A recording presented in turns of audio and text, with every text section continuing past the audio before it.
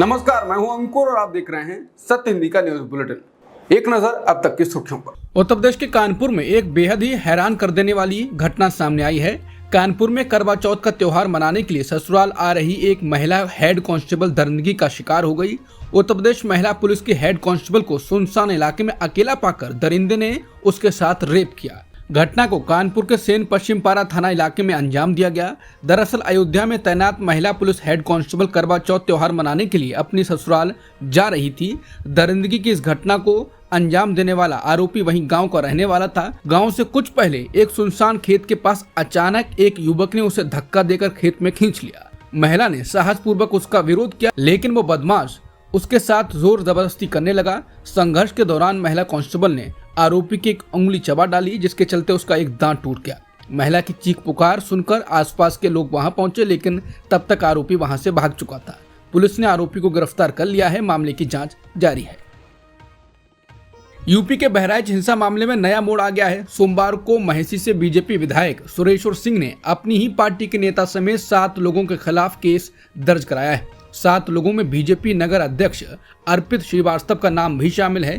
विधायक की ओर से दर्ज कराई गई एफआईआर में अज्ञात भीड़ का भी जिक्र किया गया है। बीजेपी विधायक ने आरोप लगाया है कि राम गोपाल मिश्रा हत्याकांड के बाद अस्पताल चौराहे पर प्रदर्शन कर रही भीड़ ने उनके काफिले पर पत्थरबाजी के साथ साथ फायरिंग भी की। विधायक ने दावा किया है कि वो मृतक के परिजनों से और ग्रामीणों के पास पहुंचे और बातचीत कर शव को मोर्चरी ले जाने लगे। तभी कुछ उपद्रवी, जिसमें बीजेपी नगर अध्यक्ष अर्पित श्रीवास्तव व अन्य बीजेपी कार्यकर्ता थे और अज्ञात भीड़ थी, वो नारेबाजी करते हुए गाली गलौज करने लगी। विधायक ने कहा है ये लोग कार को रोकने और बचे लोगों को जान से मारने की नीयत से पत्थर चलाने लगते हैं। उसी दौरान भीड़ से फायरिंग भी होती है। कार का शीशा टूट गया। घटना में बेटा अखंड प्रताप सिंह बाल बाल बच गया। विधायक ने तहरीर में सीसीटीवी फुटेज से घटना स्पष्ट होने की बात भी कही है। बीजेपी जिला अध्यक्ष ने अर्पित के बीजेपी नगर अध्यक्ष होने की पुष्टि की है। महाराष्ट्र में विधानसभा चुनावों के बीच स्वराज इंडिया पार्टी के संस्थापक योगेंद्र यादव के ऊपर हमले की घटना सामने आई। महाराष्ट्र के अकोला में वंचित बहुजन अघाड़ी यानी वीबीए के कार्यकर्ताओं ने योगेंद्र यादव की सभा में जमकर उत्पात मचाया। कार्यक्रम में धक्का मुक्की और नारेबाजी के बाद कुर्सियों को तोड़ दिया। इस दौरान किसी तरीके से योगेंद्र यादव को वहां से सुरक्षित निकाला गया। भीड़ उनके ऊपर चढ़ रही थी। योगेंद्र यादव ने अपनी एक्स अकाउंट पर लिखा है कि आज अकोला में मुझ पर और भारत जोड़ो अभियान के साथियों पर जो हमला हुआ वो हर लोकतंत्र प्रेमी के लिए गंभीर चिंता का विषय है। बताया जा रहा है कि महाराष्ट्र में प्रकाश अंबेडकर की अगुवाई वाली वंचित बहुजन अघाड़ी के कार्यकर्ताओं ने योगेंद्र यादव द्वारा कांग्रेस को समर्थन देने पर आक्रोश व्यक्त किया। योगेंद्र यादव ने कहा है कि भारत जोड़ो अभियान के विदर्भ दौरे के तहत हम संविधान की रक्षा और हमारा वोट विषय पर सम्मेलन कर रहे थे, तो मुझे बोलने से रोकने के लिए 40-50 लोगों की भीड़ मंच पर चढ़ गई और मेरी ओर बढ़ी। हम बैठे रहे और स्थानीय साथियों ने घेरा बनाकर हमारी रक्षा की। पुलिस के आने के बाद भी हुड़दंगाइयों का आक्रमण और तोड़फोड़ जारी रही। सभा वहीं समाप्त हो गई। पिछले 25 वर्षों में महाराष्ट्र के अनेक स्थानों पर व्याख्यान दिए हैं, लेकिन ऐसा पहले कभी नहीं हुआ। उन्होंने कहा ये न सिर्फ महाराष्ट्र बल्कि संविधान और लोकतंत्र में विश्वास रखने वालों के लिए दुखद है। ये घटना हमारे लोकतंत्र की रक्षा के प्रति समर्पण को और भी मजबूत करती है। जो भी मेरे बोलने से डरा हुआ है वो सुन ले, मैं वापस अकोला आऊंगा। पूर्वी लद्दाख के गलवान में 4.5 साल पहले झड़प के बाद एलएसी पर जो पेट्रोलिंग रुकी हुई थी वो अब फिर से शुरू होगी। विदेश सचिव विक्रम मिस्री ने सोमवार को घोषणा की कि भारत और चीन सीमा पर पीछे हटने और एलएसी पर गश्त फिर से शुरू करने के लिए एक समझौते पर पहुंच गए हैं। यह घटनाक्रम तब हुआ है जब पीएम मोदी की 22 से 23 अक्टूबर को होने वाली 16वें ब्रिक्स शिखर सम्मेलन के लिए रूस की यात्रा है। विदेश सचिव विक्रम मिस्री ने कहा कि पिछले कई हफ्तों में हुई चर्चाओं के बाद भारत चीन सीमा क्षेत्र में एलएसी पर गश्त व्यवस्था पर एक समझौता हुआ है। उन्होंने कहा कि इससे पीछे हटने और 2020 में इन क्षेत्रों में उठे मुद्दों का समाधान करने की ओर वो आगे बढ़ रहे हैं। गुजरात यूनिवर्सिटी मानहानि केस से जुड़ी दिल्ली के पूर्व मुख्यमंत्री अरविंद केजरीवाल की याचिका सुप्रीम कोर्ट से खारिज हो गई।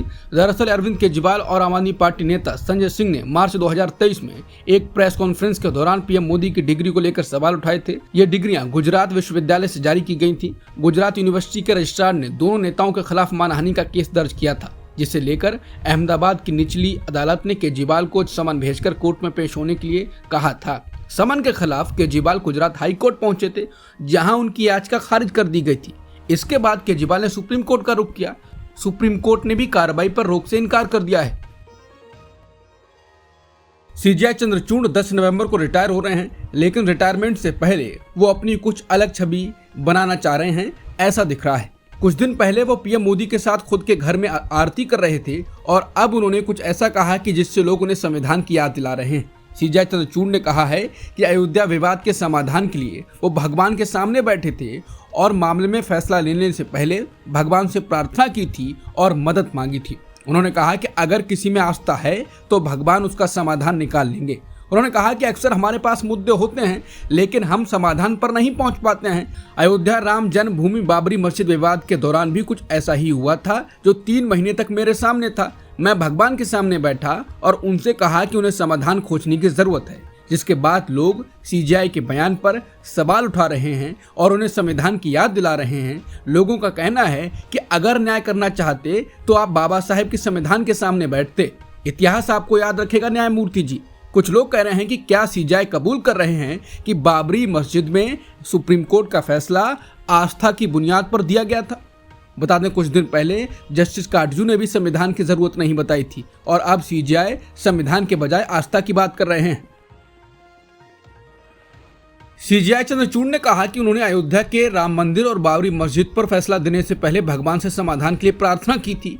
उन्होंने कहा था कि मैं भगवान के सामने बैठा और उनसे कहा कि उन्हें समाधान खोजने की जरूरत है, जिसके बाद उनके इस बयान पर सुप्रीम कोर्ट के पूर्व जस्टिस जज मार्कंडे काटजू ने तंज कसा है। उन्होंने सीजेआई चंद्रचूड़ का बयान लिखा है और साथ में लिखा है, चूंकि मैं नास्तिक हूं तो मुझे लगता है कि मेरे सभी फैसले गलत रहे होंगे।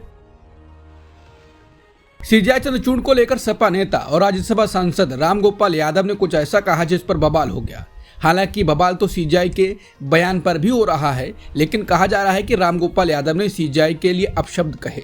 हालांकि बाद में वो पलट गए। दरअसल रामगोपाल से अयोध्या विवाद को लेकर सीजेआई की टिप्पणी पर सवाल पूछा गया था कि सीजेआई ने कहा है कि उन्होंने भगवान से प्रार्थना की थी। इस पर कहा जा रहा है कि रामगोपाल जी ने सीजेआई के खिलाफ अपशब्दों का इस्तेमाल कर दिया।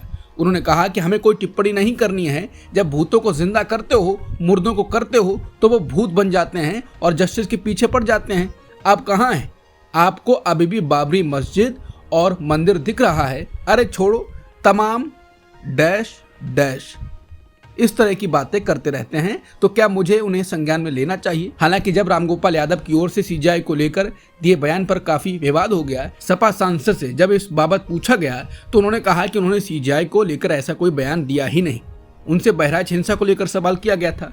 रामगोपाल यादव ने कहा कि मुझसे सीजेआई के बारे में किसी ने कुछ नहीं पूछा था। प्रधान न्यायाधीश काफी सम्मानित और प्रतिष्ठित व्यक्ति हैं, मैंने उन पर कोई टिप्पणी नहीं की। मुझसे बहराइच के बारे में पूछा गया था और मैंने उस पर ही जवाब दिया था। वहीं कुछ बड़े बड़े टीवी चैनल्स कंटेम्प्ट चार्ज लगने तक की बात कर रहे हैं। सीजेआई चंद्रचूड़ 10 नवंबर को सुप्रीम कोर्ट में अपनी जिम्मेदारियों से रिटायर्ड हो रहे हैं। रिटायरमेंट से पहले उन्होंने अयोध्या के राम जन्मभूमि और बाबरी मस्जिद को लेकर जो बयान दिया है उससे बवाल हो गया। कांग्रेस नेता डॉक्टर उदित राज ने सीजेआई के बयान की जमकर आलोचना की। उदित राज ने कहा है कि चीफ जस्टिस चंद्रचूड़ जी ने कहा कि उन्होंने अयोध्या मुद्दे के समाधान के लिए भगवान से प्रार्थना की थी। अगर उन्होंने कुछ और मुद्दों के लिए प्रार्थना की होती तो वो भी हल हो जाते। जैसे आम आदमी को बिना पैसे के हाई कोर्ट और सुप्रीम कोर्ट से न्याय मिल सकता है, ईडी, सीबीआई और आईटी का दुरुपयोग बंद हो जाता।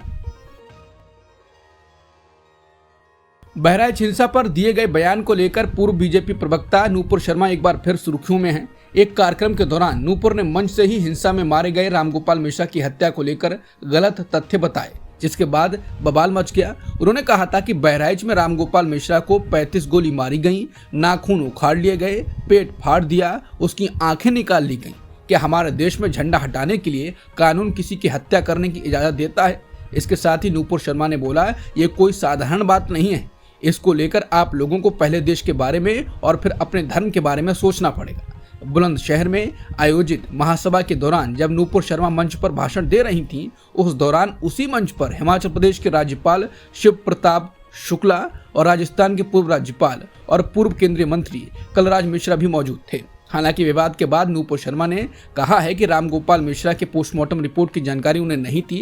उन्होंने कहा कि दिवंगत रामगोपाल मिश्रा जी के बारे में जो मैंने मीडिया में सुना था वही मैंने दोहराया। मुझे पोस्टमार्टम रिपोर्ट के स्पष्टीकरण के बारे में नहीं पता था। मैं अपने शब्द वापस लेती हूँ और क्षमा मांगती हूँ। बता दें, पोस्टमार्टम रिपोर्ट ने साफ बताया है कि गोली से मौत हुई थी। नाखून निकालना, आंखें निकालनी जैसी बातें अफवाहें हैं जो टीवी न्यूज चैनल्स चला रहे थे और एंकर्स ट्वीट भी कर रहे थे। आंध्र प्रदेश में अब ज्यादा बच्चे पैदा करने पर जोर दिया जा रहा है। आंध्र प्रदेश के मुख्यमंत्री चंद्रबाबू नायडू राज्य में युवा आबादी बढ़ाने के लिए कानून बनाने की योजना बना रहे हैं। इसका सीधा मतलब है कि जो लोग ज्यादा बच्चा पैदा करेंगे उनका प्रोत्साहन किया जाएगा। चंद्रबाबू नायडू ने रविवार को कहा कि उनकी सरकार एक ऐसा कानून लाने की योजना बना रही है जिसके तहत केवल 2 या उससे अधिक बच्चों वाले लोग ही स्थानीय निकाय चुनाव लड़ सकेंगे। उन्होंने राज्य की बढ़ती उम्र की आबादी और देश के डेमोग्राफिक बैलेंस पर इसके दीर्घकालिक प्रभाव पर चिंता व्यक्त की।